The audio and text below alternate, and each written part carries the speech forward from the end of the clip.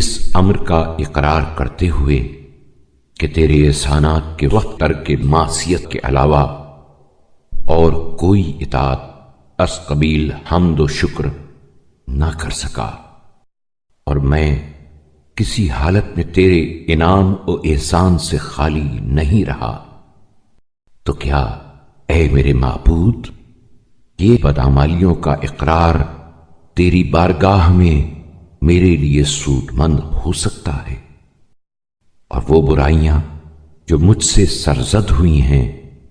ان کا اعتراف تیرے عذاب سے نجات کا باعث قرار پا سکتا ہے، یا یہ کہ تو نے اس مقام پر مجھ پر غضب کرنے کا فیصلہ کر لیا ہے اور دعا کے وقت اپنی ناراضگی کو میرے لیے برقرار رکھا ہے؟ تو پاک و منزہ ہے، میں تیری رحمت سے مایوس نہیں ہوں، اس لیے کہ تو نے اپنی بارگاہ کی طرف میرے لیے توبہ کا دروازہ کھول دیا ہے، بلکہ میں اس بندہ ذلیل کی سی بات کہہ رہا ہوں جس نے اپنے نفس پر ظلم کیا اور اپنے پروردگار کی حرمت کا لحاظ نہ رکھا، جس کے گناہ عظیم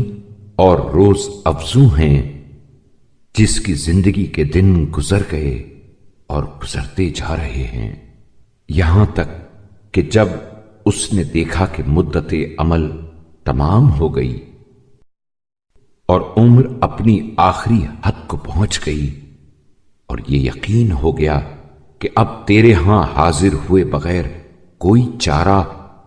اور تجھ سے نکل بھاگنے کی کوئی صورت نہیں ہے،